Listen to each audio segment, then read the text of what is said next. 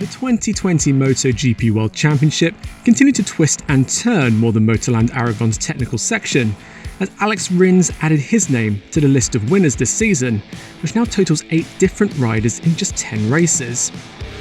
As if that wasn't enough though, Joan Mir now leads the standings, even though he isn't one of those 8 riders. Confused? Well, Fabio Quartararo started on pole and finished 18th, while Alex Marquez went the other way again for back-to-back podiums. We've given up trying to predict the future, but we do know who the winners and losers are from the Aragon MotoGP. You ready? Here we go. There was a point in Le Mans last week where everyone seemed to be a little bit more excited than Alex Marquez was himself, that he'd just landed his first MotoGP podium. Indeed, happy though he was, Alex seemed determined to keep his joy in perspective, pointing out more than once that a wet weather podium is one thing. Only with a similar performance in the dry would he categorically earn a seat at the big table with today's motorcycle racing elite. So what does he do? He delivers exactly that performance, exactly a week later, in almost exactly the same way.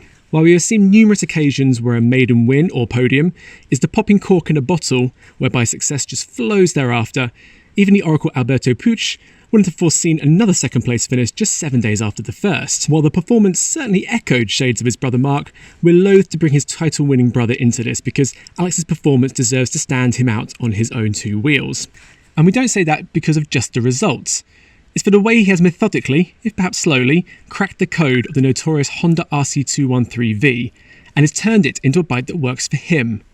More than that though, it proves the bike, in the right hands, be it his, Mark's, sometimes Cal's, is perhaps the best on the grid after all. A victory at Aragon next weekend? Imagine those odds 8 days ago compared to what they are now. Suzuki's Alex Rins becomes the 8th different race winner in 10 MotoGP races, while his teammate Joan Mir is a new points leader after clicking up a 5th podium of 2020. That's 2 more than anyone else this year. In short, it's been a good day at the office for Suzuki. A very good day. While there are countless bizarre stats to demonstrate the unpredictable nature of the 2020 MotoGP season so far, right now the most telling one is that Mir is the new leader of the standings, despite not being one of those 8 winners so far in 2020, as consistency instead becomes the bedrock of his unlikely title challenge.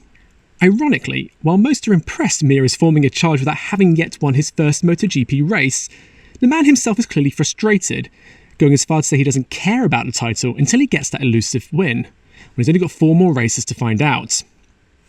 Either way, whatever was working in Aragon today means it should work very well again next weekend for the Teruel MotoGP. The Suzuki is known to be at its strongest as tyres begin to wane, so even despite Alex Marquez, it was hard to see the race go any other way when Rins and Mir positioned themselves into provisional podium spots unusually early before the halfway mark. However, this was a race that demonstrated just how far Suzuki has come with its package. Seemingly retaining the chassis' famous sweet handling, yet now looking very handy in a straight line too, as shown in Rins' defence of Marquez. Basically, Suzuki has the bike Yamaha riders have been asking for. Certainly today anyway.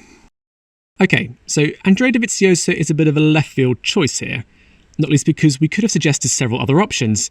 So allow me to explain. It wasn't a good weekend for Andrea Dovizioso. It doesn't matter which way you look at it. Slow in practice, dumped out of Q1, engaged in a public spat with his teammates, hourly souring of relations with Ducati, the gloves being launched with ferocity through the pit box. You get the gist.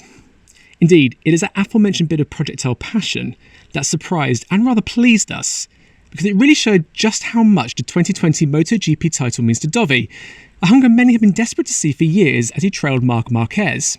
While in that moment lobbing your gloves won't make your bike faster, it reminded Dovizioso that he's on his own in this title battle and he needs to turn it into adrenaline.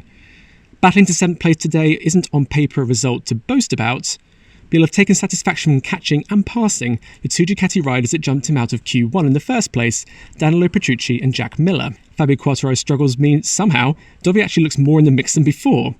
So come on Dovi, get angry, work that throwing arm, and let's see your animalistic side claw back those extra few tens, because you're going to need them. Only a couple of rounds ago, if you were putting money on a Moto2 title winner for 2020, you'd be putting all your money on an Italian, as the likes of Luca Marini, Enea Bastianini and Marco Bezzecchi sat pretty at the head of the standings.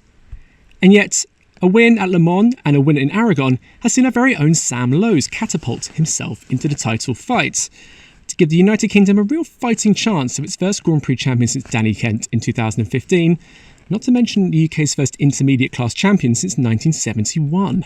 We won't get too far ahead of ourselves, fat lady sings and all that, but Losers' back-to-back wins come at a crucial time, with the previously impenetrable form of these aforementioned rivals disappearing to invite him back into the mix. Moreover, with the temperatures dropping and experience surely key in these unusual conditions, the fact that Losers has been peddling a Moto2 machine since 2014 means no one is better equipped to tap into those reserves when the going gets dicey. Right now, Bastianini, Lowes and Marini are split by just 5 points in that order. But while the Italian pair could perhaps dream of MotoGP in 2021, for ex-Aprilia rider Lowes, it might be an unexpected case of, been there, done that, can we try that one again? Motorsport can be cruel. Crashes, technical issues, big mistakes, small mistakes, mistakes that have nothing to do with you. You make your own luck, sure, but there are days when you wonder what you did in a previous life. Fabio Quartararo has certainly ridden the crest of an opportunistic wave for much of his MotoGP career, but in Aragon today, his slump from pole to 18th, basically the antithesis of Alex Marquez, was agonising to watch. Worst of all, he claims tyre pressure issues were to blame, and judging by the painful-looking understeer he was getting through even the most minor changes of direction, someone has definitely dropped the ball somewhere down the line. It comes at the end of a bruising weekend all round, with crashes fueled by unfamiliar cold track temperatures, after which he bagged a superb, but ultimately worthless, pole position. Following Le Mans, that's 2 events in a row Quartararo has played his part in driving Yamaha towards its first world title since 2015. But instead of his 3 wins putting him well out in front, he's now chasing a rider who hasn't topped the podium at all yet. It must be a very strange time to be in a Ducati MotoGP pit box right now. Your 2 race-winning riders are leaving, not exactly their own accord, at the end of the season.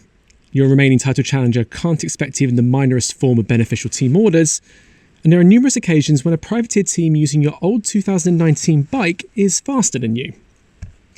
This really could have been Ducati's title to lose in Marc Marquez's absence. At the very least, it should have been a race win to lose in Aragon too this weekend, based on previous results.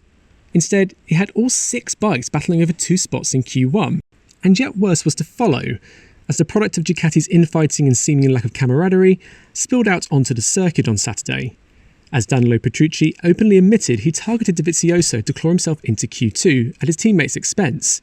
Despite his title hopes, despite their apparent friendship, Q delivered Dovizioso and some airborne gloves. Dovizioso says he doesn't blame Ducati directly for this incident, but the reality is Petrucci, who has been dumped out of the team for 2021 too, says he was forced to take matters into his own hands because he was frozen out of strategy meetings and Dovi ended up being collateral. While not a disaster per se, because Ducati were woefully off the pace all weekend, it's a demonstration of the increasingly frosty atmosphere behind the scenes, as Dovi bids to win the title and, for now, take the #1 plate to his sofa for 2021.